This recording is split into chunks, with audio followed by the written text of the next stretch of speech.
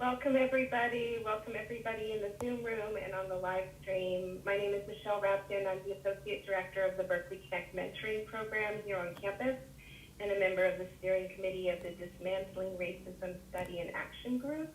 And I'm really honored to be asked to kick off today's event, which is co-sponsored by the Berkeley Law Staff Circle on Anti-Racism, otherwise known as SCAR, which is a staff organization that works to create a safe space for conversation and culture change work focused on anti-racism.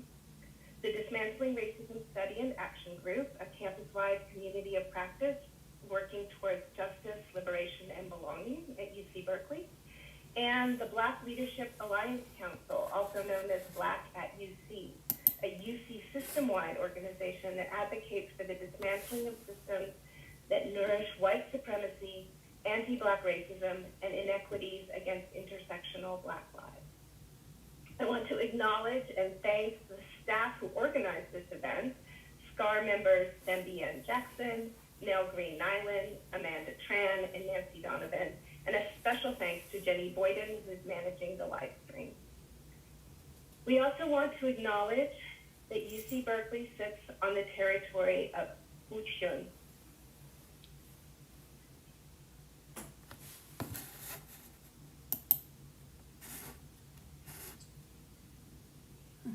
Michelle, I think maybe you muted yourself. Sorry to jump in. Is it just me? No, I totally did. So sorry. Okay. Did you get to hear who helped organize this? Yes. Okay, just not the land acknowledgement. That's correct. That's white supremacy in action. Like, let's mute the land acknowledgement. We want to acknowledge that UC Berkeley sits on the territory of Kuchiyun, the ancestral and unceded land of the Chochenyo-speaking Ohlone people, the successors of the sovereign Verona Band of Alameda County. This land was and continues to be of great importance to the Muwekma Ohlone tribe and other familial descendants of the Verona Band. We recognize that every member of the Berkeley community has continued to benefit from the use and occupation of this land since the institution's founding in 1868. Consistent with our values of community, inclusion, and diversity, we have a responsibility to acknowledge and make visible the university's relationship to Native peoples. As members of the Berkeley community, it is vitally important that we not only recognize the history of the land on which we stand, but recognize that the Muwekma Ohlone people are alive and flourishing members of the Berkeley and Bay Area community. Now, it is my great pleasure to introduce today's special guest speaker, Savala Nolan. In 2016, Savala was appointed Executive Director of the Shelton E. Henderson Center for Social Justice at Berkeley Law. This was a bit of a homecoming for her because she received her law degree at Berkeley in 2011. Since taking on this leadership role, Nolan has led hundreds of lectures, symposia, workshops, teach-ins, and spearheaded the creation of a race and law concentration and successfully endowed a new racial justice fellowship. As a writer, Nolan's work has been featured in Vogue, Time, NPR, Forbes, and many other outlets. And this July, Simon & Schuster published her debut collection, Don't Let It Get You Down, Essays on Race, Gender, and the Body. The book has been greeted with acclaim by critics at the New York Times and many other publications, and a member of our own Dismantling Racism group called it political, personal, poignant, and poetic. We're very grateful to have the author here to talk with us today. And on a personal note, I want to say, as someone who is raising a big, bold, beautiful, multiracial Black girl, I am very much looking forward to a conversation about, among other things, the challenges and the pleasures of living in a Black female body. Nolan will be joined in conversation by Sembian Jackson, the Director of Events and DEIB Staff Coordinator at Berkeley Law, who serves on the SCAR Steering Committee. After their exchange, there will be time for Q&A, so we're really looking forward to hearing your questions and your responses. So please join me in welcoming Savala Nolan. Yay! Oh, thank you so much, Michelle, for that warm introduction. appreciate it. And Salala, we just want you to know that you've got multiple communities behind you, supporting you. Us as staff members, we want to show you our support and know you and let you know that we are right here cheering on. Thank you, Wendy. Absolutely. We have a book club. Holly Johnson, and Zalosi and Melanie are part of that, among others. I just got to call out the event services team, Jenny managing the live stream for us here today. SCAR, the Staff Circle on Anti-Racism, the Dismantling Racism Action and Study Group, and Black at UC. We do have Sharon Andrus in the house as well as our incoming chair, our inaugural chair, Erin Jones. So you've just got all these folks that are showing up for you here. It's amazing. I'm incredibly thankful and really quite touched, quite moved by all of this support and the diversity of it. It's really wonderful. All right. Thank you, Samala. Well, I am just personally humbled and honored to be here in conversation with you today. And to talk about your book, Don't Let It Get You Down, Essays on Race, Gender, and the Body. So let's get right into it. Yes. Yes. So with that, why don't we start? First question, tell us about the book title, Don't Let It Get You Down, because I know there is a very interesting story. Yeah, thank you for asking that. And again, I mean, before I even answer that question, I just want to reiterate my gratitude and how welcome I feel in this space and how celebrated. And writing a book is a very communal effort, as it turns out. And so it means a lot to feel it received by a community, now that it's in the world. So thank you so much for, Femi and everyone who was behind the scenes pulling this together. I think because I was hired as a staff person, I know just how much goes into doing an event at Berkeley, and I'm very, very thankful. So the title of the book comes from a story that I tell in the book, and I'll tell kind of an abridged version of it here. So it was maybe 5 or 6 years ago. I was getting my hair done in the salon. And the guy who does my hair has been doing it forever. He's an older Black man. I now know that he's in his late 50s. I didn't at the time I wrote the book. And I'm having a pleasant day, just getting my hair done, enjoying my time at the salon. And I happened to open the news app on my phone and learn that the cops who shot and killed Tamir Rice were not going to be prosecuted. And for those who maybe don't remember, which police shooting I'm talking about, Tamir Rice was a little boy. He was Black, and he was playing with a toy gun in a park in Ohio during the winter. And someone called the police, and the police arrived on the scene. And what was so sort of striking and shocking about that case to me was that it was 2 seconds between the time that the cop cars arrived at the scene and the time that the officers discharged their weapons and killed this child. 2 seconds, So I saw that they were not going to be prosecuted, and all of the kind of fun, I've been having evaporated. And I felt that very familiar sense of despair and rage and powerlessness, that kind of swells in the midst of these shootings and the headlines around them. And my hairdresser, I guess because he knows me, he could see that I was upset. He could see that I was shaken, and he asked me what was wrong, and I explained.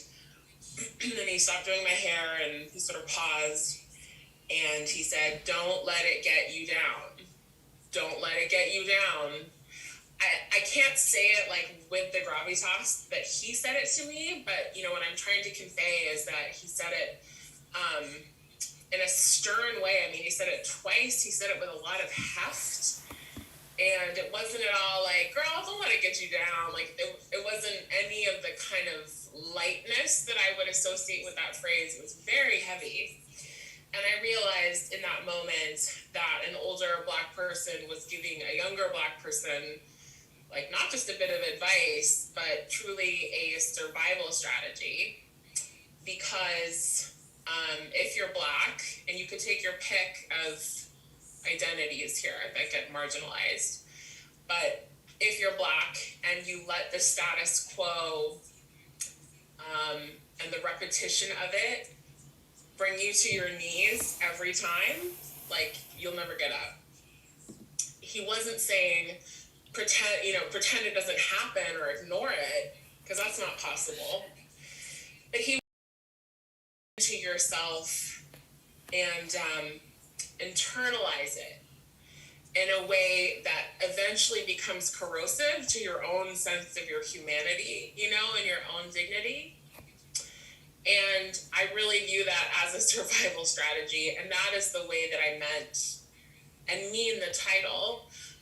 Although there's another way that I almost could have put like a question mark at the end of it, because if I'm speaking to the more privileged and protected parts of myself, or if I'm speaking to people who occupy a lot of privileged space, it's kind of like, well, I don't know, maybe you should let it get you down. Like, maybe you should take it in and let it bring you to your knees so that you have some skin in the game. So that you feel it personally, the way those of us who are pushed aside and pushed out feel it.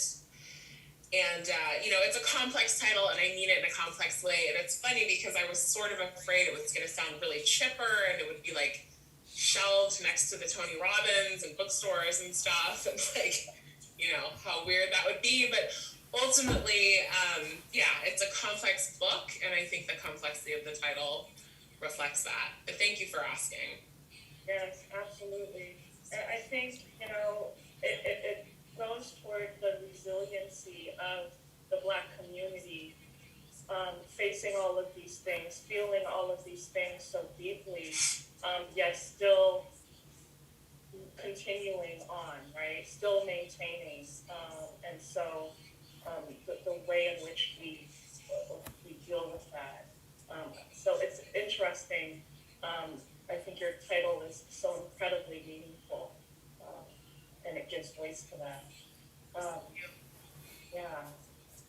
So, by sharing your story and being so boldly vulnerable, you've created space with this book. You've forged new territory and opened new doors. You've enabled someone like me to see myself reflected, and to hear parts of my stories you told. You created space for intersectionality and, as you put it, in-betweenness. So can you talk about that and how you got to this space and found your voice? Yeah, I'll just say, literally every talk or bit of press I've done around this book has included something about how vulnerable or brave it is.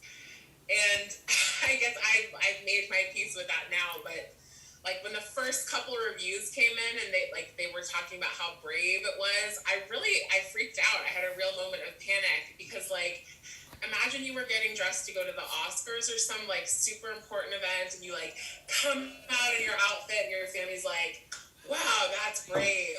Like, what a courageous outfit, You'd be like, I'm not wearing this. I'm gonna go change. So that was my initial reaction. But when you said vulnerability, I thought about that. I suppose there is a lot of vulnerability in the book.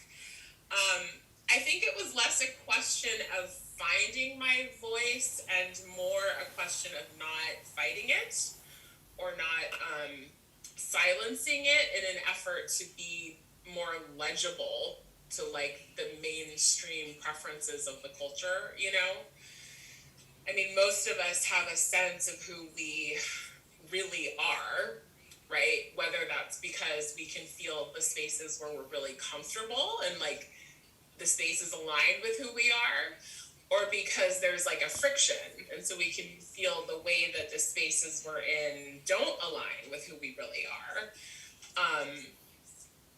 I think most of us, the parts of us where there's friction, against the space or the people that we're with, those are often the parts of us that we try to change instead of embrace. And in a way, that's like a survival strategy.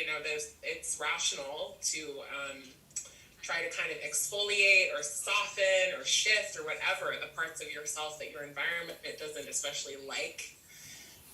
But of course it comes at a cost, right? So for me, it was less a question of who am I? I always had a sense of the ways that I'm in between.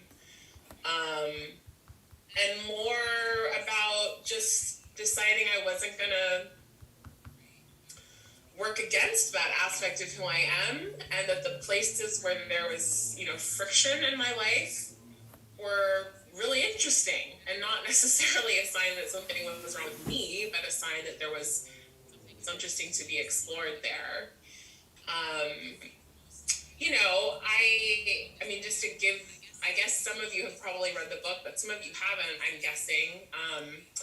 Just to give you a sense of like the in-betweenness that I'm writing about. I mean, the most obvious probably is just looking at me, you can tell that I'm racially something, but maybe you can't really tell what.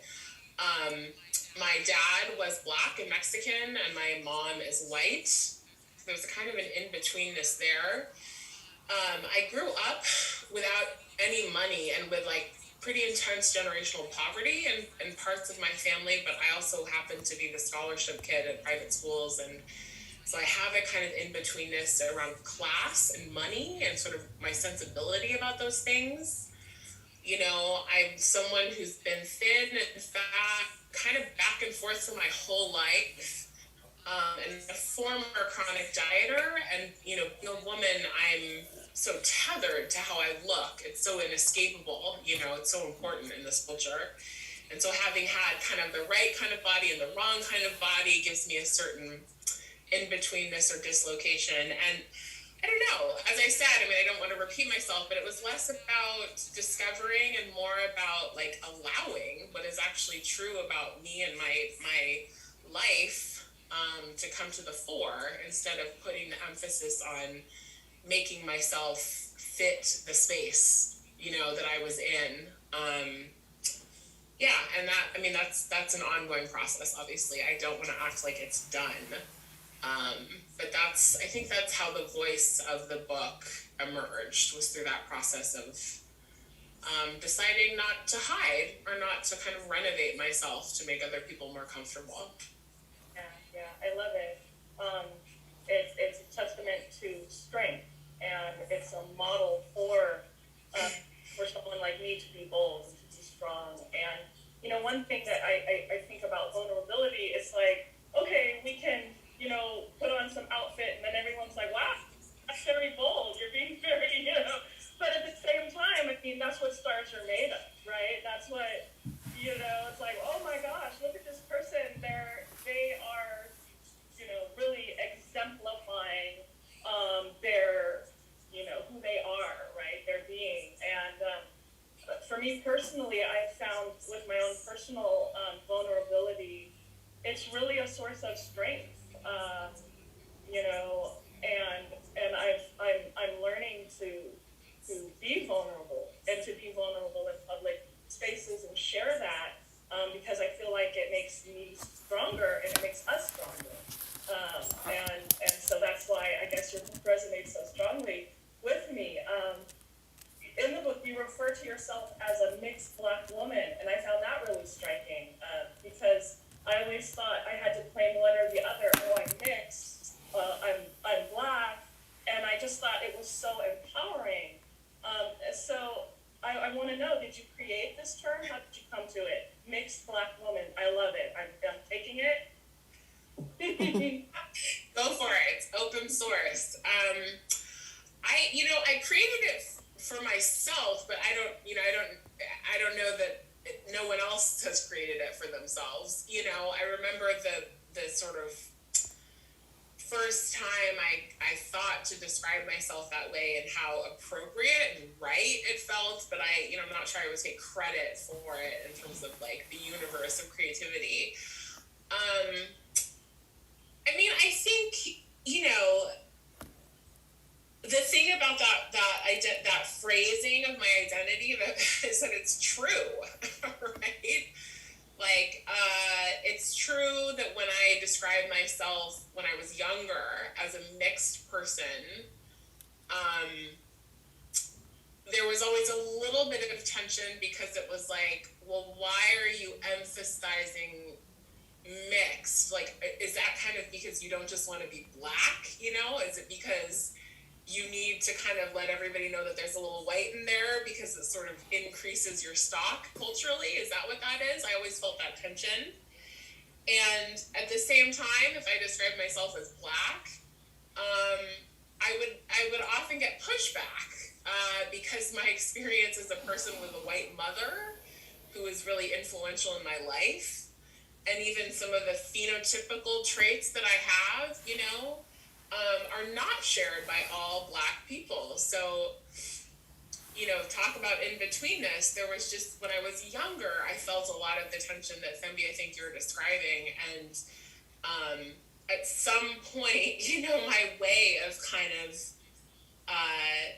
loosening my grip on trying to fit into a category that wasn't totally a perfect fit was to begin describing myself as a mixed black person. Some black people are mixed, some black people are not mixed, right? It just depends on your parents. I do, you know, as problematic as the one drop rule is in its origin, in the book I talk about how, you know, the flip side of it is that it has yielded an incredibly inclusive, beautifully diverse, you know, set of pluralities and multiplicities in blackness, right?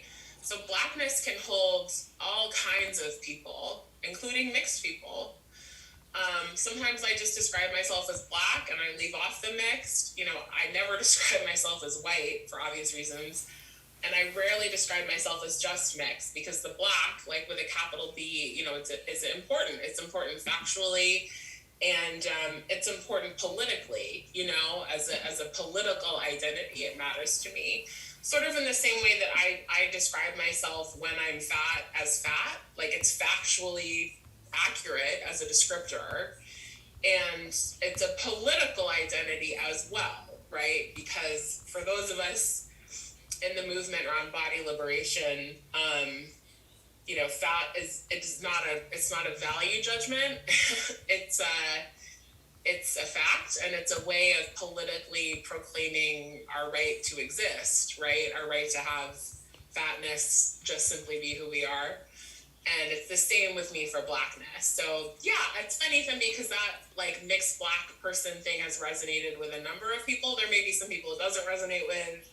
I think people who are mixed have the right to identify themselves however they want and differently over time and differently in different spaces. You know, that's kind of one of the things that goes along with our very bizarre system of racial categories is that people who aren't in a category need to have the ability to come up with their own vocabulary and their own grammar that feels true to them. And that's where that phrase comes from for me. Yeah. It's very interesting. I love it. So when you wrote about blackness, there was a kind of radical inclusion that blackness holds, and I'm going to go straight to that since you were touching on it. And it includes you, and it includes me in it. The American notion that if we have a drop of black blood, we are black. So I'm just going to take, if it's okay, I'm just going to take a moment and just read this one little paragraph in your book. Okay. You say, I would never trade my blackness because it is what I am. But even if it were not, I'd want it because blackness, and American blackness, is the birth site or the rebirth site of such astonishing artistry, choreography, sound, motion, thought, political creativity, soulcraft, economic endurance, invention, resilience, and inclusivity. Blackness is the opposite of cultural vacuity. It's ironic that, thinking we were inferior, whiteness banished us to the outskirts, only to see us create a culture that is arguably more ripe, rich, and dynamic, and borrowed than any other on earth. Our contributions are enough to swell us with pride, and they should, and they do. In this way, we are all silverbacks. We are all lions. One of our profound joys of being Black is our persistent diversity. Black goes on and on. And hospitality invite you in, even if there is only one drop of Black in your blood. I just love that. I love how you articulate how whiteness throughout your book, how whiteness is exclusionary and Blackness is radically inclusive, which is how we show up in so many different ways, shapes, and hues. So talk about that some more. Unpack that for us. Yeah, I mean, it's funny because, of course, I love talking about race, you know, professionally and personally, but it's made up. Like, you know, it's in a way it's funny to talk about its characteristics because it's like we're talking about the characteristics of something that we have invented. But of course, time and money are inventions too. Like, just because it's invented doesn't mean it's not incredibly impactful and important.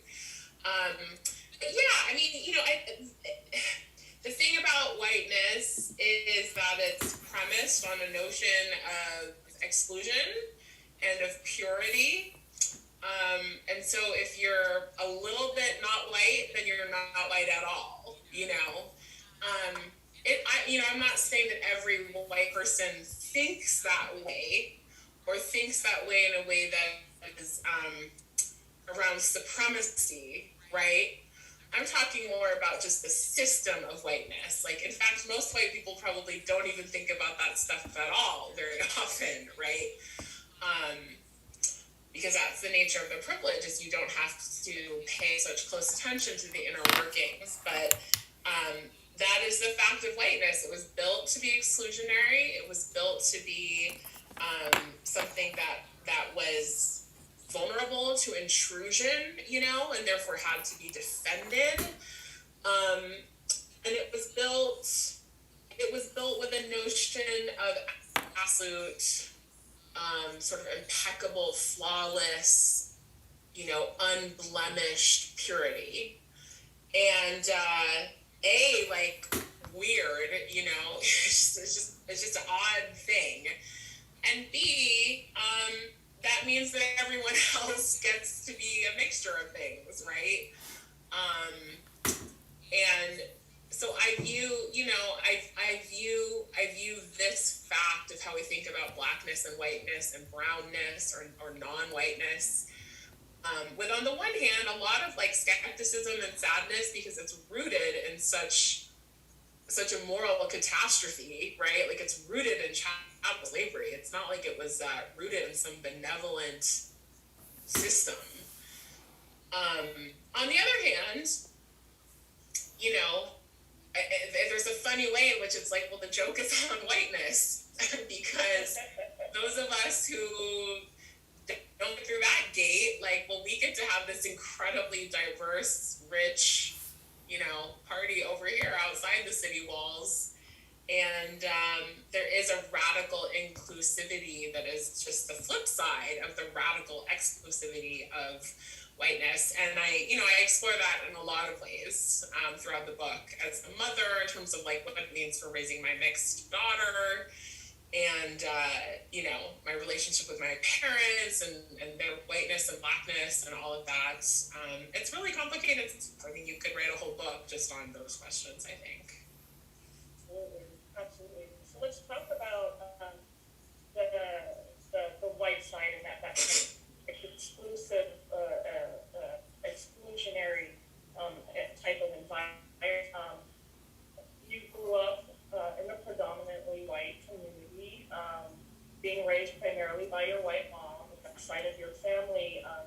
And you mentioned in the book that because of this, your perspective may have been, or maybe may have been skewed or less balanced. And reading your essays, it felt like you were at times pining for whiteness, you know, at times in your life, yet ultimately rejected by it and grappling with that self-rejection that comes from an experience like that. So I want to ask, is that a fair assessment? And could you talk about your reckoning and transition toward the self-love and acceptance that I kind of picked up on? Or if fair assessment. There are parts of me that pine for whiteness, you know, to use that phrase, because there are parts of me that pine for legibility and acceptance, right? And whiteness is the normative racial standard for those things. But I don't pine for it any more than we all do. You know, we're all indoctrinated to appreciate and love and strive for whiteness in one way or another. Even white people, like white people pine for whiteness too. They just aren't always made to be aware of it by the architecture of the society, you know, that they're in. But most white people are very attached to their whiteness, at least in some ways, and wouldn't trade it. You know, they wouldn't trade it for blackness. For sure. You know, so I think it's like, sure, there's a part of me that has pined for that, and maybe still does in the form of kind of a reflex, right? I would not describe myself as someone who Paula, you've just been muted. Can you unmute yourself? That's my fault. I don't know how that happened. Oh, did you mute me? Okay. Yeah. How long have I been muted? No, just for a second. Just a second. We've got to keep this talk exciting, you know? Yeah, I know. You never know when the tech is going to fall apart. Did you hear me talking about how even white people pine for whiteness? Absolutely. Yeah, okay. So, like, it's not a major part of my consciousness, you know, at this point in my life, thank God. But it flares from time to time. Like, oh, you know, the other day I was thinking, should I go get my hair relaxed? It would be a little bit longer, you know, and it's impossible to separate that from the part of my brain that has been taught that white beauty standards are the way to go, you know. And I don't aim for kind of purity there. Like, my aim is not to sort of completely extricate any part of my being that has been taught to seek whiteness. It's just to understand it and to unpack it, right? And to push back, because I'm not white and there's no objective reality around the superiority of any race, including whiteness. So, I mean, I think this is going to sound like a real kind of left turn from your question, Thambi, but it really isn't. I mean, if you want to get into kind of like what has led me to self-acceptance, you know, in the broadest and most powerful way, including racially, it was deciding not to diet anymore and to just have the body that I have. That's aligned with my genetic blueprint. And, you know, that is not ever going to meet with white beauty standards. That process of becoming okay with having a fat body and of kind of giving up the endless project of trying to perfect my body, and, you know, the upkeep and the maintenance was just like a nightmare. Like, this isn't my analogy, it's from Virgie Tovar, but she talks about, she's a fellow fat person and a fat positive person who talks about when she was dieting, it was sort of like as if she had been dyeing her naturally dark hair blonde. Like, she might be able to make herself look thin, but she's not thin, she's fat. Like, she had to put all this infrastructure around being thin, because that's not actually what her body is, the way it is when you're like bleaching black hair. Black as in color, not race. And so, like, going through the process, and it's been a very long process for me of accepting my genetic blueprint around body size, have also involved race, because anti-fatness is so tied up in anti-blackness in our culture, and because being a fat black woman has its own particular, you know, problems in the culture that I wanted to avoid. and just deciding that I was no longer going to put myself through the kind of torturous process of attempting to look thinner and whiter because it was thinner, was incredibly freeing, around every sort of political aspect of my being and around my creativity. I mean, I'm sure I wouldn't have written this book if I was still dieting. Yeah, I hear one thing that I'm thankful for within the Black community is, we've got thick, we've got big, we've got all kinds of different frames, and it's inclusive in that way as well. It's more inclusive even in our, the dominant culture in society says, oh, you want to be thin, you want to be this and that. And so let's talk about the big Black body. I have one, you have one. Big Black bodies and Black bodies, period, can be viewed as dangerous. Big Black bodies are in danger all at the same time, right? You wrote about the medical profession and how your voice and your pain was disregarded, and how you were described as a, quote, large Black female. It's amazing how prevalent this is for Black people, and particularly Black women, especially during pregnancy and childbirth. And so many of us have horror stories. So this also really connects to the burden placed on Black bodies and Black women's bodies. So can you talk a bit about that for us? Yeah, so I want to start with that phrase that was written on my doctor's note, which I only saw because I had to pick up the forms for, this, that, and the other, where I was described as a large Black female. And just say, that's accurate, and there's something wrong with those traits alone or in the same body, right? Just to be crystal clear about that. But what I understood when I saw them written on the form was that taken together to the average doctor or nurse who's going to see that, there's a kind of violence to the phrase and a kind of diminishment to the phrase because our culture doesn't like women and doesn't like fat people and doesn't like Black people. There's no reason for it. I'm great in all those ways. But the culture doesn't like those things. The mainstream culture, obviously, So when I saw myself described that way, it was this feeling of fuck. I'm fucked if that's how the world sees me. Right. This kind of... Yeah, exactly. It's factually true, but there's a violence because of our things. And so I write about that phrase just to unpack that on the one hand, it's benign, it's just a factual statement. But on the other hand, it felt like, I don't know, having a target stapled to my back or something.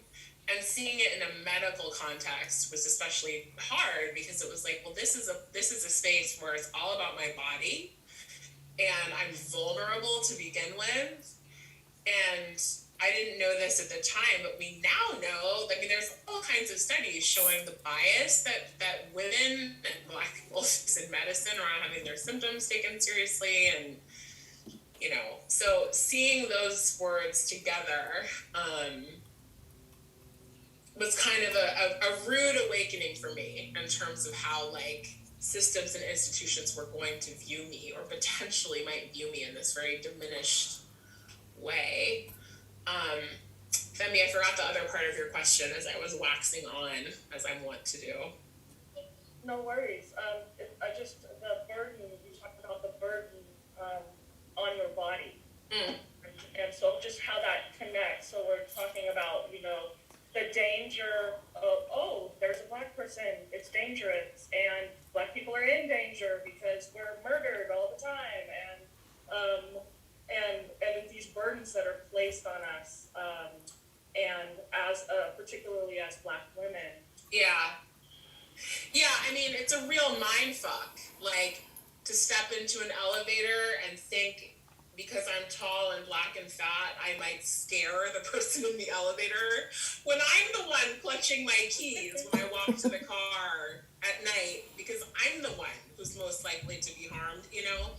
There's a real mindfuck in terms of telling the person in the vulnerable position that they are the threat. Right. And Right. it's exhausting to have to metabolize that, you know, there's no way around that. But I think that what was even more exhausting than metabolizing it was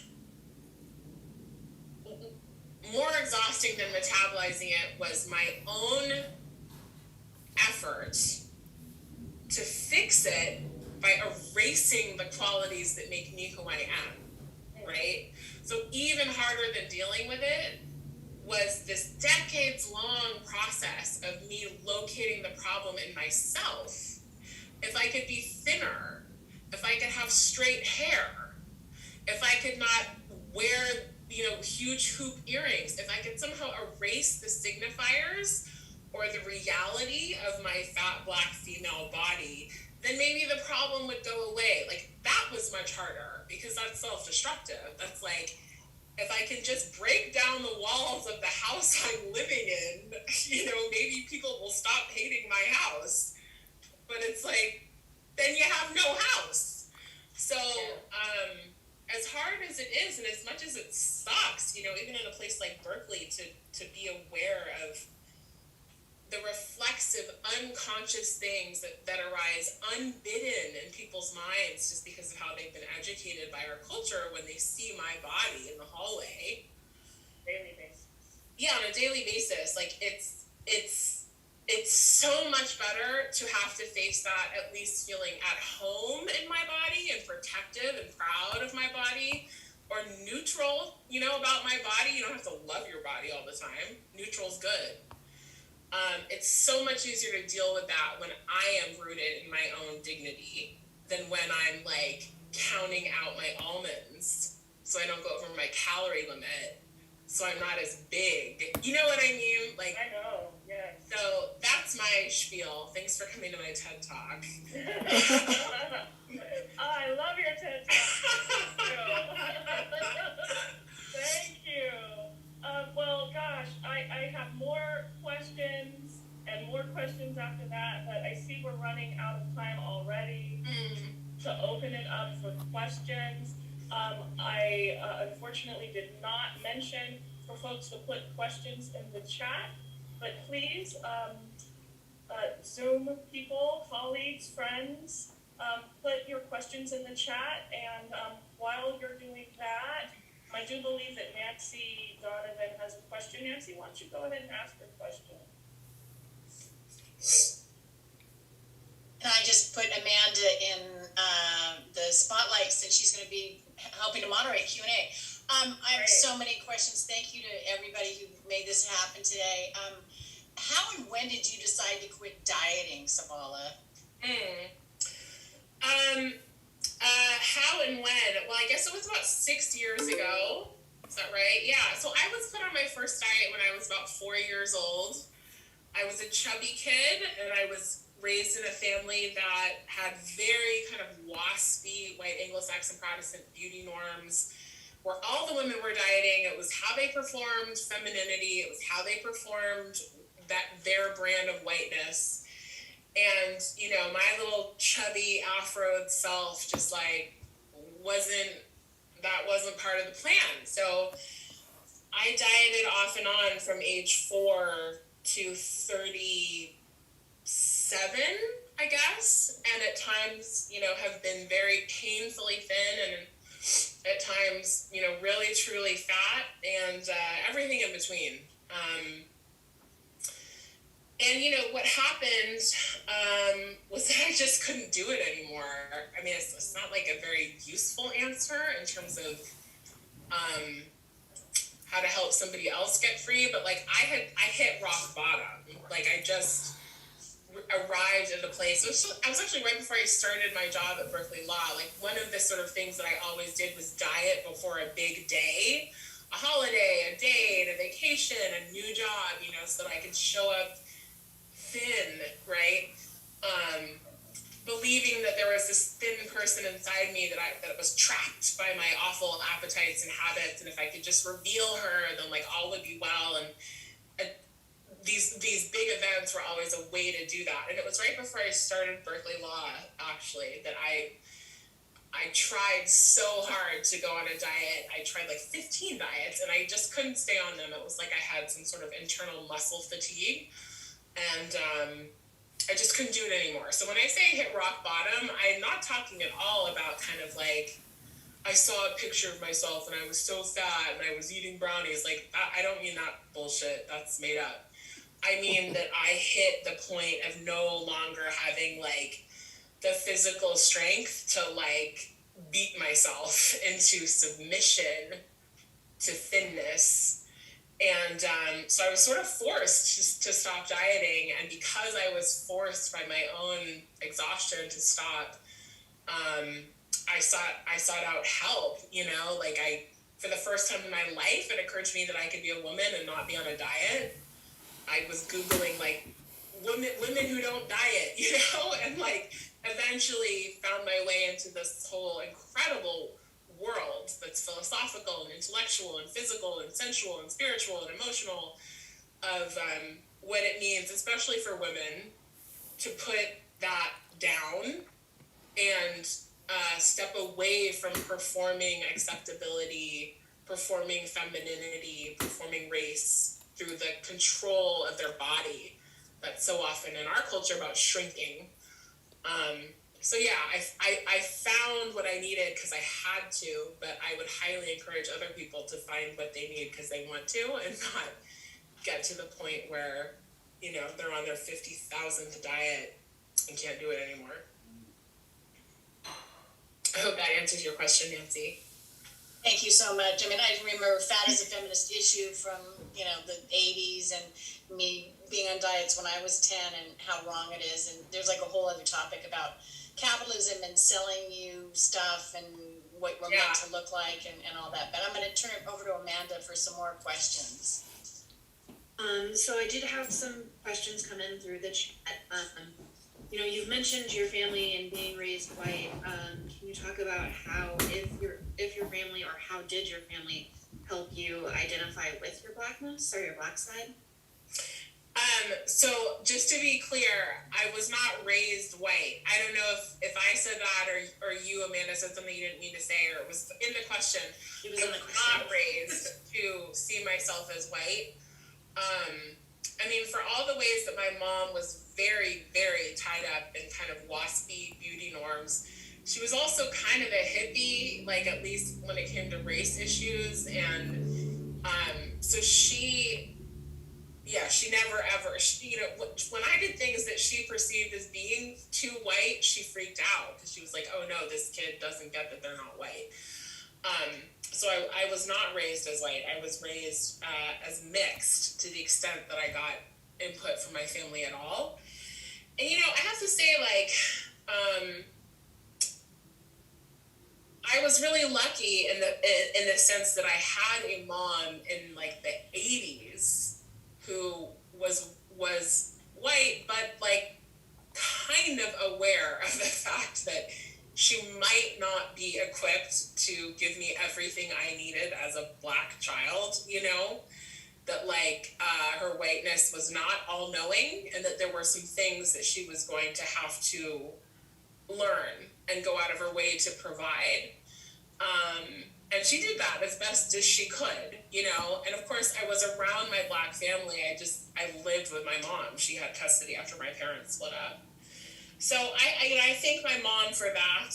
And I have siblings, you know, who are also half black, half white, and define themselves in different ways.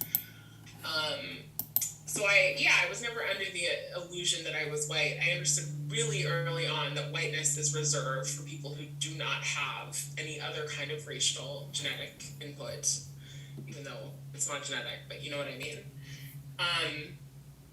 You know, of course my mom had blind spots, and I write about that in the book. Like, there were things that she just she didn't know that she didn't know, and so she sort of messed up in some ways, but her efforts were sincere.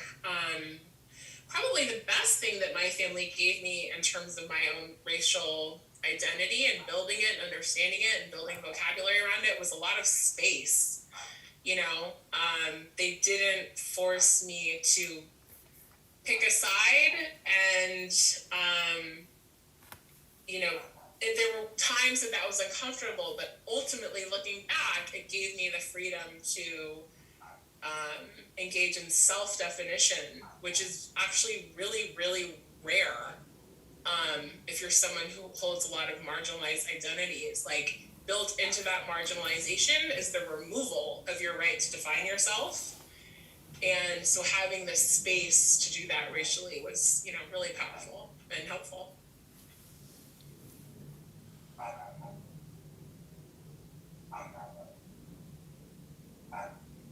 All right, and then Kate is raising her hand. She'd like to ask her question directly. So I'm gonna unmute her real quick. Hey, Kyle. Hey, Savala. Thank you so much for doing this. And thank you for everyone who put this together. It's amazing. So I want to ask a question about the book, because this book just like hit me in so many ways and like made me feel seen. It also called out, and it was incredible. So I want to ask a little bit about the language, because you write, I would say like that phrase, like every word is doing work, like profligate and cheap in the unusual way of the wealthy, or cultural vacuity, which Zemby quoted, or like that scene, it's in an essay in the end where it's in Italy and you're imagining like accelerating around the curve in a, like on a Vespa. And you also then talk about merging with like all of Italy. So I love the language, but I was wondering about attention, because you write like a law professor and you also write like a literary writer. And I was just wondering if there's any tension there. The old tension question. I mean, well, thank you so much for the kind words. I mean, for me, like, there was no point writing this book if it wasn't going to be beautiful. You know, literature is one of my first loves. So I really, really, really appreciate that feedback in particular. I don't think there's really a tension so much between style of writing. I mean, I definitely like give myself a little more room if I'm just writing something that's like not for the Henderson Center, you know. I play a little bit more, like there's more color on the palette, but it's subtle, you know. I don't think of having to like switch hats depending on how, you know, who I'm writing for in terms of my style.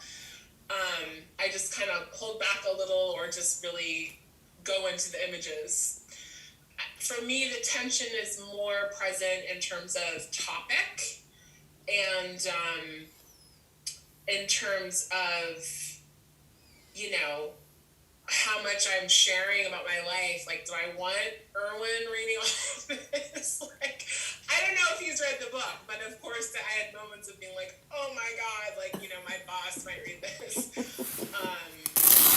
And, you know, there's a little bit of tension around whether storytelling and whose storytelling can be a legitimate part of legal thought, right?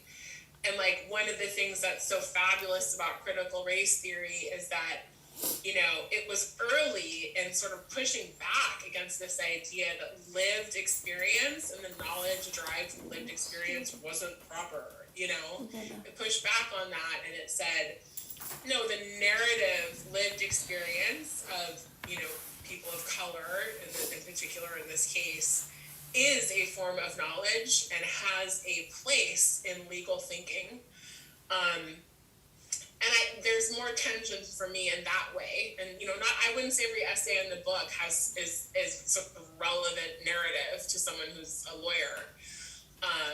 But I think some of them are, or parts of them are, insofar as like anything that helps you think about questions of power and privilege and equity and belonging, which are ultimately what the law is doing. It's deciding who gets to belong and who gets the goodies.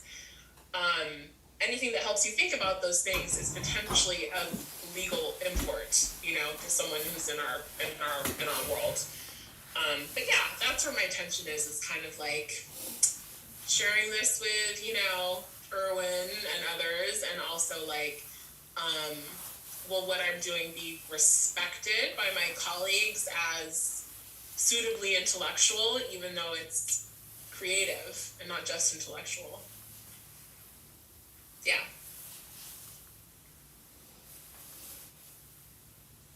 I think we have time for one more question, and it is, from an aspect of your identity, can we hear about your decision around changing your last name? Yeah, so I used to be Savala Trubchinsky, and that's actually what's on the galleys. It was like kind of the last minute change, which my publisher loved, to use Nolan, which is my maiden name. It's my dad's name that, you know, that I was given. And, you know, as far as identity goes, like there were two things at work there. One was like when I got married, I just thought I would never get married. I just thought I wasn't the type of person that would ever happen to. I'd never have that happy ending, quote unquote. And so when I got married, I was like, you know, really into the wedding and the traditions and all of that. And I wanted to take my husband's name. You know, I wanted that imprimatur of legibility to be on my identity. And as my feminism has deepened and become more vibrant, I'm not interested in that anymore. I don't want to merge into someone else's identity, a man's identity, you know, as a way of proving my value in the culture. So that was part of it. And then the other part of it is that it's like, it's such not a Black name. Like, it's Polish, because my husband's Polish. And there was a part of me that was just like, I just want the name that I got from my dad on my book. And so, yeah, I decided to switch to Nolan, and then because the book was going to be published under Nolan, I just decided to switch it across the board. Interesting question, whoever that was from. Hey, wow, Savala, thank you. Thank you. What a pleasure. So much fun. I wish we could do it in person, but this has been really warm and terrific too. Well, Nancy, would you like to close us out? Sure. Well, I just want to say thank you to everybody for attending today's conversation, the organizers, Staff Circle on Anti-Racism, Savala for your time and artistry, Fabienne, Amanda, Michelle for kicking us off, Black at UC, the Dismantling Racism Study and Action Group. And I think that so much of this is about authenticity and working within a system and an institution that's really problematic in lots of ways. And I'm so proud of the work that this staff has done in the past number of years around creating safe spaces for us to make change from within. So thanks to everybody for being here today, and let's continue the conversations in 2022. Thanks, everybody. Thank you, everyone. Take care. Thank you.